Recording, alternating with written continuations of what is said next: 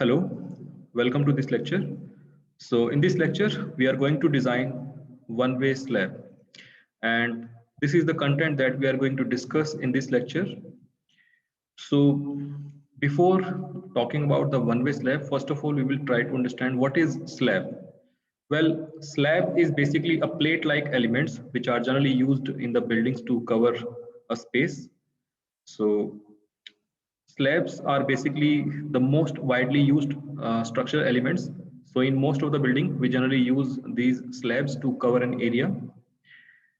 And basically, if we talk about the dimensional aspect, then the thickness or the depth of slab is generally smaller than its other two dimensions.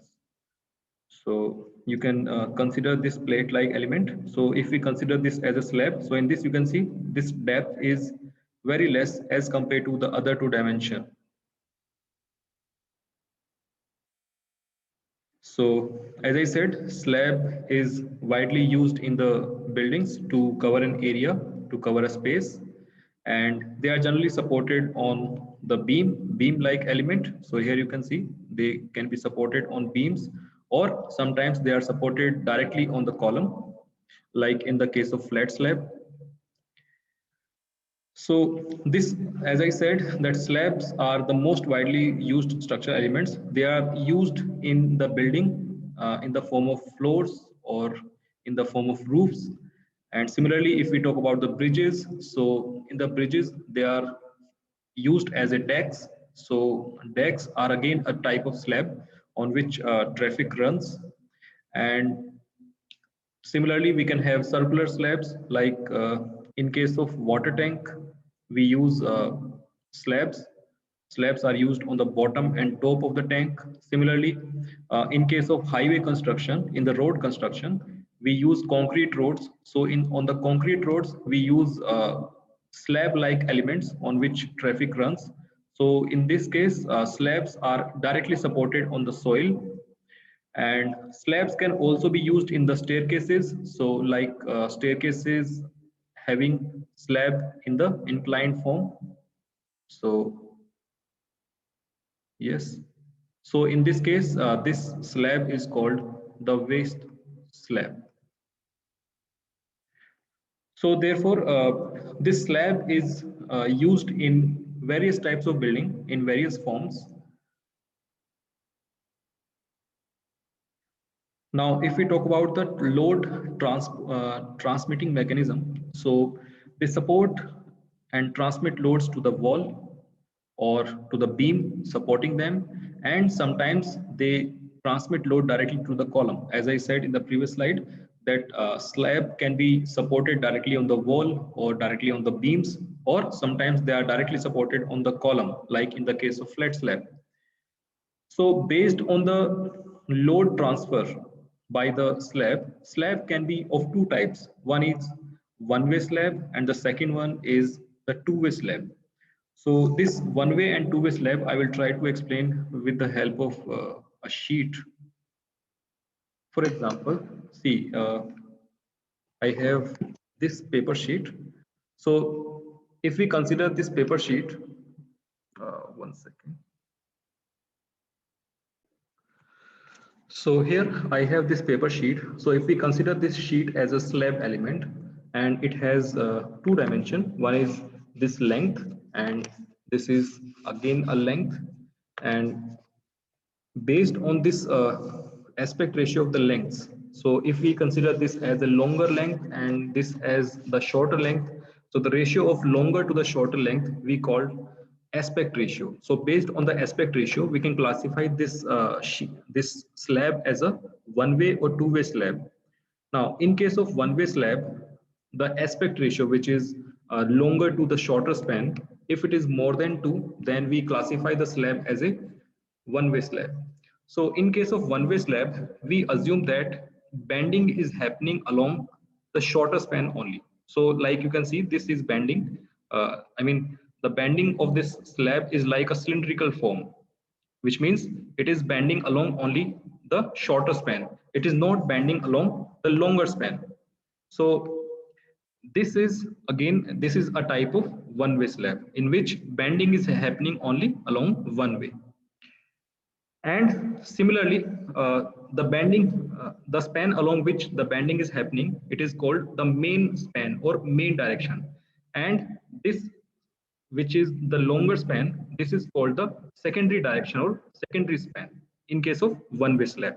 And because the bending is happening along the shorter span only, so therefore the load on this slab will be uh, divided into two parts, and half load will be transferred to the support on the along the longer span, and half of this will be transferred on the other support, which is again the along the longer span.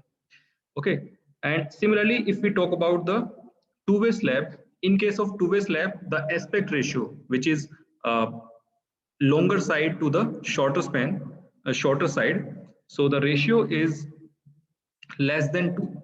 So in this case, the bending will happen along the both span. So this is the shorter span. So along the shorter span, bending is happening, and also along the longer span, bending is also happening. So this is happening like this, and also along the shorter span, it is happening like this. So basically, the deflected shape of this two-way slab will be just like a dish plate. Okay. So in this case, the load transfer will be will be on the all four sides. In case of one-way slab, load is transferring, if we consider this as the longer side and this as the shorter side. So we assume that the load will be transferred only along this support, which is along the longer side and along this support. But in case of two-way slab, the load will be transferred over all the four sides because bending will be happening along the shorter span and along the longer span. So therefore, load will be transferred uh, to this support and along this support also, and along this support and along this support also. While in case of one-way slab, the load will be transferred majorly along the longer span. So supports will be along the longer side. Okay. So that is the classification of slab based on the type of load behavior, how it is supporting, how it is transmitting the load.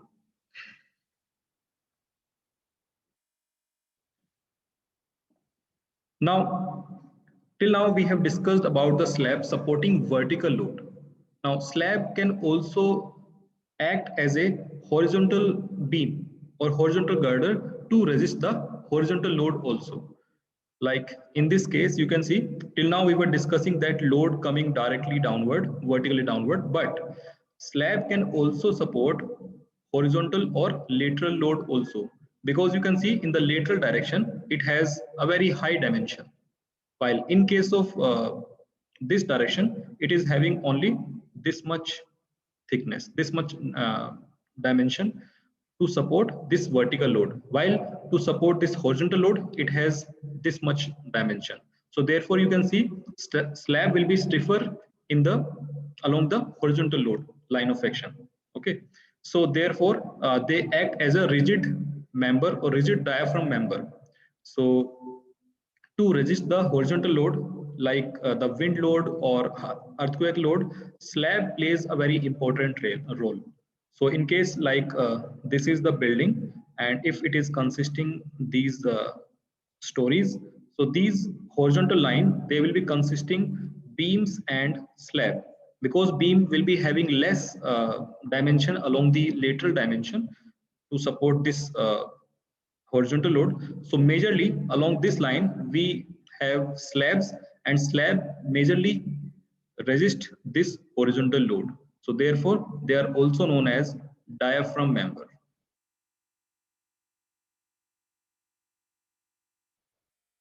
To resist this horizontal load. So that is the another role that slab plays in the building.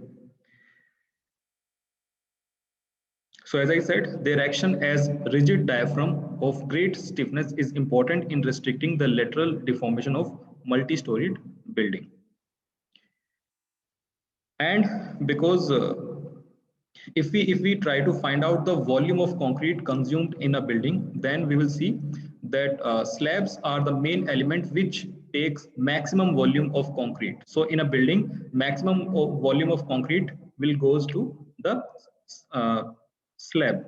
So therefore, if we reduce even a slight dimension in the thickness of the slab, then even then we can have considerable economy to the structure. So that is why slabs are very important elements in the building. Now talking about the design mechanism, how do we design this slab? So as we know that slab is basically a plate-like element, and even in this plate-like element, we can consider that this slab is consisting n number of unit strips. So we can divide this slab into unit strips, and if we pick one strip out of that, if we pick one strip, then we can see that this one strip will look like a beam.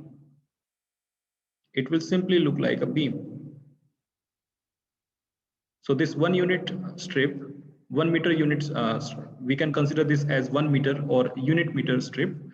And then you can see this unit strip looks like a beam, and therefore we can design this slab as a unit strip. And all the formulas that we generally use to design beams can be used in case of slab also. So here I have shown you. In this case, you can see the slab can be of any area, any dimension. And if we divide that slab in a unit strip, generally in 1 meter wide strip, then we can design that strip as a beam. So the strip will have this dimension. So we can consider this as a beam having width equals to 1000 mm and thickness. So we can design this as a beam. And therefore the strength of slab or moment of resistance can be determined per unit strip. So this can also be calculated per unit strip, and the area of reinforcement to be provided in the slab can also be calculated per unit strip. So as we know that this unit strip is identical to the other strips, so therefore all the design that we have done in this strip will be applicable to other strips also. So once we design one unit strip, all other unit strip will be identical to it. So basically in the slab, we design only 1 meter wide strip.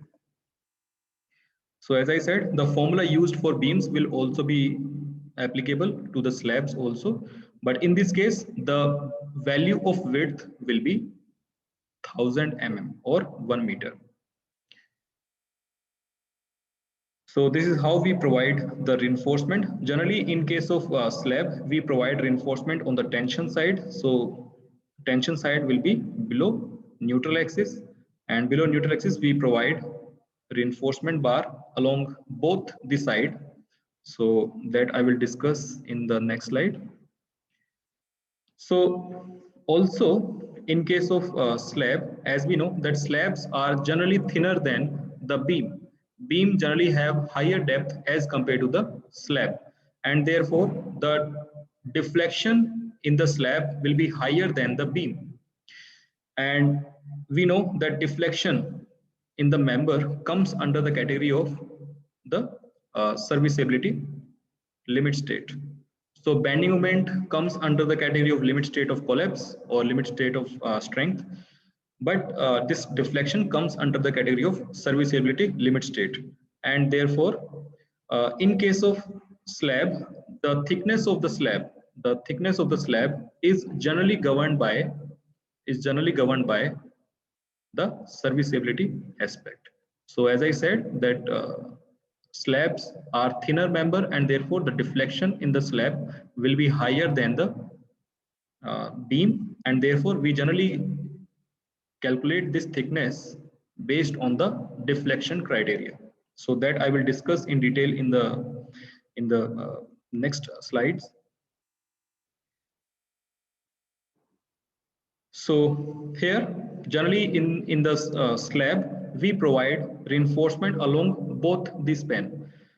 Now, if we talk about the one-way slab, so as we know that in the one-way slab, bending will be happening along the shorter span, and therefore main reinforcement will be provided along the shorter span. So here in this case, you can see these red bars are basically the main bars which are provided along the shorter span to resist the bending in the shorter direction.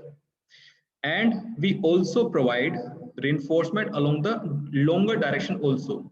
Now these longer direction reinforcement, they are known as secondary reinforcement, or sometimes they are known as distribution reinforcement, because these reinforcement also plays a very important role in resisting the shrinkage and temperature stresses, and also to distribute the load equally over the whole area of the slab. So this distribution reinforcement generally we provide along the longer span. I will also explain why we provide this distribution reinforcement, because there is another important function for this distribution reinforcement. So that I will explain you in the next slides. Also, the shear force in the slab is marginally less as compared to the beams.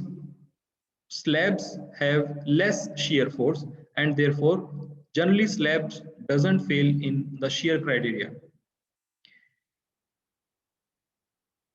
Now talking about the types of slab. Now slab can be of various types based on different bases. For example, we have just discussed about the one-way slab and two-way slab. So they are the type of slab based on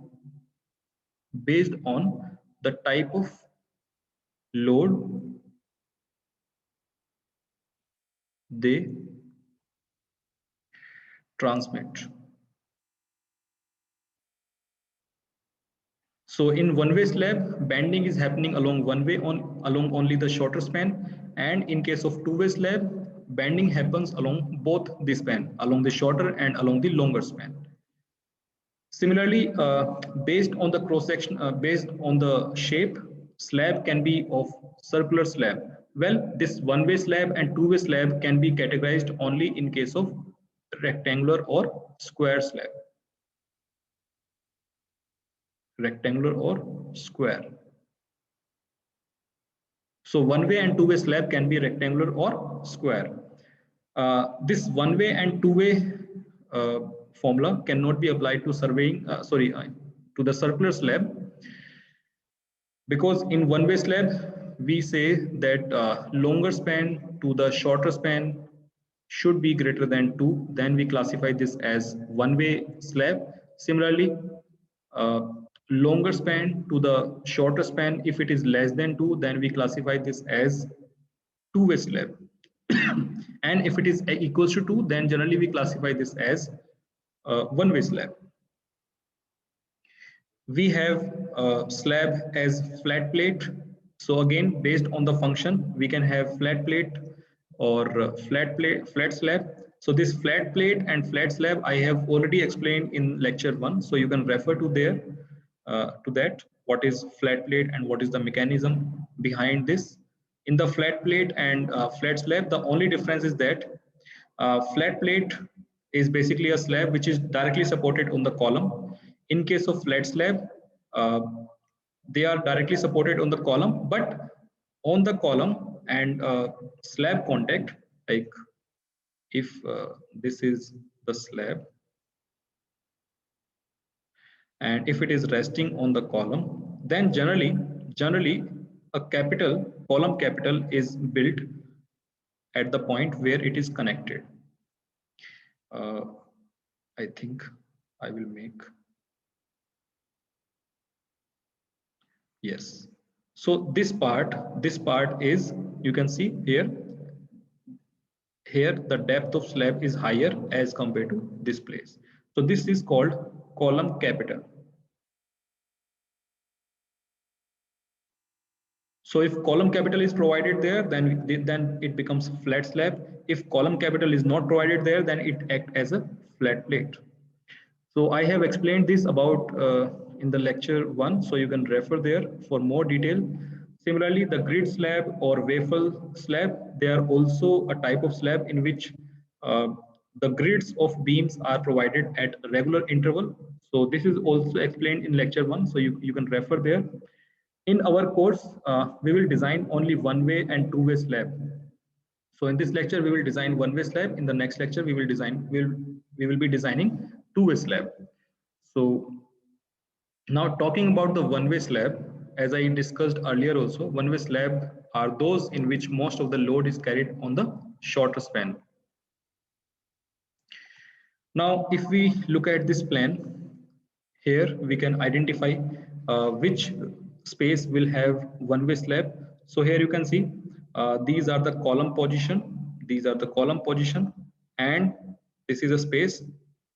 So if this is shorter span and this is longer span, then you can see ratio of longer to shorter span is higher than 2. So the slab designed here in this area can be designed as a one-way slab.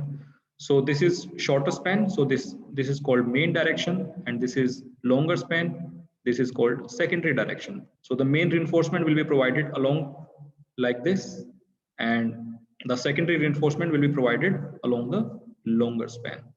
Similarly, these are also a type of also the space where we will be providing one-way slab. So here also you can see if a slab is supporting on the wall along the longer span. So as I said earlier also, we will be designing only the unit strip or unit width of the slab, and here in the detail it is showing that reinforcement along the shorter span are the main reinforcement, and reinforcement along the longer span, they are the distribution reinforcement. And here you can see the sketch where slab is simply resting on the masonry supports or masonry wall. Now, if we talk about the behavior of one-way slab, so as I said earlier also, slab, generally we assume that the maximum bending will be happening along the shorter span, but it is not like that bending will not happen along the longer span. It will happen, but it will be very less as compared to the bending along the shorter span. So here you can see this is the plan of one-way slab, and if we apply vertical load, so the bending along the longer span will also happen. So you can see this is the diagram showing the bending along the longer span. But here you can see the bending moment, the bending is varying between this space only. And between this space you can see this is constant. Bending is constant. And therefore we assume that bending is not happening along the longer span. So here as the bending is varying, so we generally sometimes provide reinforcement to resist this bending. So the distribution reinforcement that we provide along the longer span, they also resist this bending which is happening near the edges of the one-way slab. And if you look at the bending diagram along the shorter span, so here you can see this is the bending diagram along the shorter span, and here you can see the bending from one point to the other point, it is continuously varying. So here it is maximum and here it is minimum. So in between this you can see this is continuously varying. There is no constant bending in between the span. So therefore we design the reinforcement to resist this bending only. So to resist this bending, we provide main reinforcement. And the aspect ratio in this case will be Ly by Lx greater than or equals to 2. Then only we will classify our slab as a one-way slab. So we will continue our discussion in the next part. Thank you.